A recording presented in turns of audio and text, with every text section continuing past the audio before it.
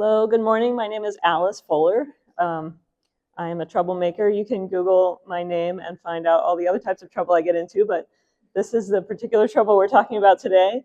I'm just in the regular Big Walnut Creek watershed. I've had all caps turned on my slides, and so it's like the big Walnut Creek watershed, but I had an all caps font and then I changed it and I didn't notice that. So anyway, I live in unincorporated Blended Township, just east of Hoover Reservoir. So if you go on Central College Road, across past Hoover Dam, the first street that goes up the east side of Hoover is me.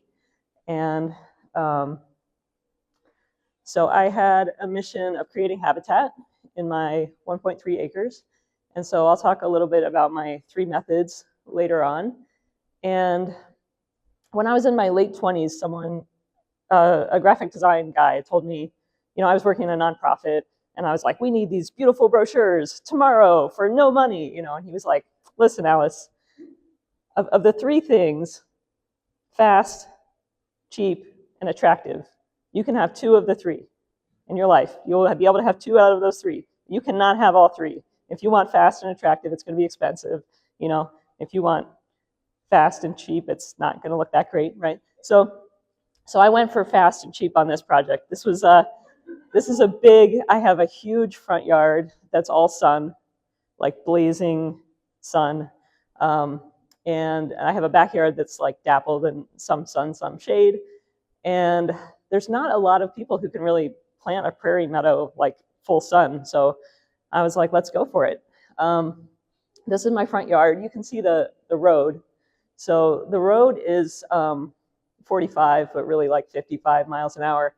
So I have all the signs too. I have like 5 of those little, National Wildlife Federation and the one we got from the Backyard Challenge and the Pollinator Pathways sign. You cannot see those when you're going 50. People are driving down the street and they're like, oh, like what is going on over there? Like that doesn't look like mowed grass. And so some trouble ensued. I have a 6-foot by 4-foot cedar, huge hand wood burn sign that says native habitat and sanctuary garden, and I'm a web designer, so there's a website for my garden, sanctuaryalice.org, and so not everybody's yard can have a website, but my yard has a website, but people can't see that either. They just drive down the road and then they complain to the township. So last summer, when I was letting things grow to see what was in the native seed bank, because again, I don't have like enough money to plant the entire 1.3 acres with plugs. So I was like, well, let's see what's here, right? I knew that my property had not been treated with any chemicals for at least, I knew of like 12 years, and probably not before that. It had just been meticulously mowed into oblivion. So I was like, there's probably some cool stuff in here. Well, there is a lot of cool stuff in there. The people driving by didn't necessarily, there were only 2 people who complained, for the record. There's something out there that on Facebook that like 89, no, there were 2 complaints. One was from a guy who doesn't live near me, who was driving by. One was from a relative who was visiting my next door neighbor, like her granddaughter or something, who was like, you need to make this lady next to my grandma's house not mowing her grass. And so I got a certified letter that said, you need to mow your grass, lady. And I was like, well, look at that. So type. Surely I have there must be some sort of hearing, right? Like I'll get some sort of hearing. No. The Ohio Revised Code says that townships can declare anything a nuisance, pretty much at their discretion. They can then go onto your property and rectify the nuisance. In this case, that would be hiring commercial mowing crew, mow down everything, and then put a lien on my house for the cost of their mowing. And there is no environmental court in the township. There's not a process. There's just that. And I was like, oh, okay. So I called a couple lawyers and they were like, yeah, you're reading that right. And I was like, well, I guess it's going to be diplomacy and veiled threats then. So we went to the township meeting and we brought somebody from FACT, Friends of Allen Creek Tributaries, and we brought someone from Franklin County Soil and Water, I think. I don't know. I have friends, you all are my friends. We brought the expert people to come in, and then someone just showed up who like lives up the road and has a pollinator native seed business, Brad Durkin, and he had the most eloquent speech of anyone, and I didn't even know who he was. He just showed up at the meeting. Talked about the reasons we don't have fireflies in our yards anymore like we did when we were kids, and that he drives past my house every day and smiles because he sees all the life, you know. And the township board is 3 people, 2 of whom are real estate agents. And so they have a certain idea of what a beautiful yard looks like. So they were kind of sympathetic. And one of them said, you know, we're going to figure out, you know, we see that you're doing something here, and we're going to try to figure out how that fits into the law. So the zoning guy would keep coming over, and the township administrator would keep coming over, and we'd walk them all around and be like, look, this is this, and this is rattlesnake master, and look at all the grasshoppers, and you know, the broad-shouldered hawk's nest that used to be 4 houses to our south moved up to our backyard because the pickings were better, you know, and they're so cool. And the zoning guy was like he had a Coleman lantern tattooed on his arm, so I knew we had him. And he was like, really? And he's like looking at the hawks, and so that was like good. We were kind of in this like holding pattern. And then I went back to the meeting and I asked them if they would withdraw the nuisance, so that, because I wasn't actively planting anything. I'm like, I'm not going to go buy plants and put them in if I think that any day, I mean, I would literally sit in my home office on the 2nd floor and I'd hear something and I'd be like, is it mowers? Like, are they coming today? You know, so they did sort of, they withdrew their action. They didn't withdraw the nuisance. So I still technically have a nuisance violation. So then they said, oh, we're going to come up with a managed natural landscape ordinance like the city of Columbus did. And they took a year and they supposedly talked to all these, you know, people. And what they came up with was like a homeowners association policy. It was the worst thing you've ever heard of. It was annual inspection, pay for the annual inspection, annual class that the homeowner has to attend, a sign permit fee. Everything has to be in an edged bed. Mowed edges are not okay. Every plant has to be put in by hand or machine. No volunteers. It just went on and on and on. You couldn't have anything within 10 feet of a structure. So if you had like a shed and you wanted to plant like sunflowers, like, no, you couldn't do that. It was just like mind-blowing. You couldn't have written a worse one. And we had given them all these examples, like the wild ones, the city of Columbus, you know, all these, like, no. So this is what happened when they unveiled that, is the room filled up with people. And no one, apparently this many people have never been to a Blenheim Township meeting ever before on any issue, including like a lot of really bad things that have happened, like losing $2 million on a piece of commercial real estate, police-involved shooting. Nothing has brought people out like telling people how to garden. And so, right? Yeah. So we had this really great coalition of like the lefty, like granola butterfly people, and then the don't tread on me people who were like, well, they like got up there. They signed up to talk, and they were like, well, you know what? I don't know much about native grasses, but you're not going to come on my land and tell me what to plant there. And I was like, yeah, that's right. So it was great. It was like terrific. And then the last little bit, that's just from a website called Prairie Up, which if you don't know it is pretty cool. It's very my vibe, like down with grass lawns. So that's me, do not comply. And this is the view from my window. So again, you can see the scale, like those little signs on my fence posts, like that's how big they look in my yard. They're there, but it doesn't, like, there's no one walking by really on Cubbage Road. You can't, it's not a walking sort of neighborhood. So there's lots of cool stuff in here. I have butterfly milkweed in the back. I've been identifying grasses, which is quite a bit harder than identifying flowers. They all really look the same until this time of year, at which point they're too big and everyone's complaining. So this one is called witchgrass, and it's really neat looking. At the base, it looks almost exactly like crabgrass. It has this sort of like, the stem is at angles, but it looks like witchy. It's very cool. And I have a ton of purple top tridens, which is like a beautiful native prairie grass that just popped up everywhere. And ironweed, tons of, I probably have 50, 60 ironweeds that just volunteered. And then the black-eyed Susans, there's just huge clumps of them that, you know, the birds just eat them somewhere else and come over and poop, and then I have a whole bunch, so it's great.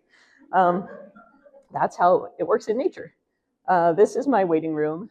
That's the area where plants go when they haven't been put in yet, next to the garage. So here's how I did it. Encourage volunteers. So I use the apps on the phone, right? I use Seek and iNaturalist, and I just kind of walk around like, is that good? Are you good? And I take a picture, and it says like, this is this plant. It's native, and I'm like, fantastic. Or it says like it's invasive, and and then I'm like, whoosh. So that's how I have so many plants. I call it precision mowing. So I have my little mower, which you can imagine like 1.3 acres with my little. So I'll be like mowing a lawn. I mow the right of way for sure. It's like 30 feet in front just to the street that gets mowed for safety reasons, and because it keeps people happy. So I'm like mowing along, and I'm like, oh, that doesn't look like European turf grass, And now I can do it. I don't have to take a picture of everything because I've learned, and I'll be like, that looks like ironweed, and then I'm just like, and So I mow my grass like if you have little kids and you have a playroom and they have Legos and you're trying to vacuum, like that's how I mow my lawn. And then I take all orphans. So if someone's giving away native plants, I'm a yes for that. I've driven to whole farmers markets to get like one, but one was blue vervain, which I don't know where. Yeah, and it started like this, and it's like here, it's great. So yeah, I have a couple friends, Ellie Knowles from the Worthington area and Leah Atkins in Glendon Township, and they're like, these aren't very pretty and they're not selling or they're not doing well. And like, yep, I'll come over and pick them up right away. So this is a sort of normal amount of plants for me to have sitting around, and then I just look them up and I figure out if they're supposed to go in the sun or the shade or wet or dry, and then that's where I put them. And they usually do great. Sometimes they don't. So my mission of creating habitat is definitely a success. That's a really cool soft bumblebee that I wish I could pet. That's a toad. I also have a frog that sleeps in my corn. I grew some vegetables this year too. So I have a little patch of corn, and there's a tree frog that just like sleeps in there. Super cute. That's a clear-winged moth. That's a wild turkey just walking down the middle of the street. And this is a feather from a great horned owl. So I found it. I was walking out to the vegetable garden, and I was like, ooh. And I took a picture of it, and it said, like, well, it might be a great horned owl, or it could be these two other really boring things. And I was like, oh, it's probably one of the boring things because I only hear barred owls around here. And then maybe because of how our brains work, like the next night, I had my windows open, and I was like, man, that sounded like a great horned owl across the street. And I texted my neighbor. My neighbors actually like me. You might be surprised, but my next door neighbors on each side are like, go, good job. And I was like, hey, Bethany, there's a great horned owl across from you. And then the next night, it was in my other neighbor's yard, in the backyards. And then the next night, it was in my backyard. And I've heard it a few more times. Once in the morning, like it was daylight, and it was out there making its little hooting noises. So super excited about that, because that was the point for me, was create a yard where, I step out into the grass and like 20 grasshoppers jump out of the way, and there's all kinds of little bugs. And the bugs, so when the yard was just mowed, which you can look on like Zillow, and there's this perfect front yard, it was just dead. I mean, it was like orderly, but there was nothing there. And now there's so many beneficial insects on the flowers that the swallows from over at Hoover, the cliff swallows that nest at the top of the stairs at Hoover, they come over to my yard, and they're like making their circles in the morning and in the evening, like swooping down and getting all the bugs. And I have tons of fireflies, and all that stuff is great. And then as a side effect of this, accidentally, I had a big education campaign for the entire Central Ohio region. So people may know more about native plant gardens now as a result of our enormously well-attended meeting and all the shouting. So we had a huge article in the Columbus Dispatch and Channel 4 and Channel 10, both, I think on 2 different occasions, have had stories about it, because it's kind of like the overwhelming vibe is, don't people have something better to do? Like, aren't there things going on in the township that actually need attention, like more than just your flowers are too tall and we don't like the way that they're not organized? So yeah, my flowers are not as well organized as, I'm very inspired by the other people, and I do hope one day to have my flowers organized. I just need to get rid of all this turf grass first. So yeah, I'm just waiting for stuff to grow and fill in, which it is doing very nicely on its own. I appreciate all of my native plants very much. So the whole, first year, they sleep, the second year they creep, and the third year they leap. I'm waiting for the leaping, but we've had the creeping, and it's been really fun. And yeah, so that's me. And if you want to know more, I have, again, my yard has a website, and yeah, sanctuaryalice.org. Yeah, my name. Yep. So has anything happened with regards to your landscaping approvals? They tabled them. There were supposed to be 2 public hearings, and the first one was such a public relations disaster that they decided not to have the second one, and they said that they weren't going to go forward with that draft. They were going to go back and make a different draft, and they're not really in a hurry to do that. And in the meantime, somehow this has become a political wedge issue in my township, and the current trustees are actually, so there were people who were going to run against them anyway, but township trustee is not something people get excited about, but people got excited about this. So the 2 people running now have this groundswell of like, don't tell me how to garden behind them, and like, out with the trustees, like, you know, these crazy people are trying to. So it's like actually moving politics in a larger way, not just on the native. So in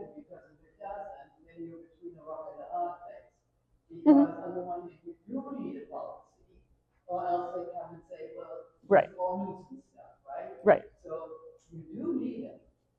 Yeah, well, I won't be moved. So either the worst case scenario is we roll up to the International Property Maintenance Code, which says grass must be no taller than 8 inches unless it's in a cultivated bed.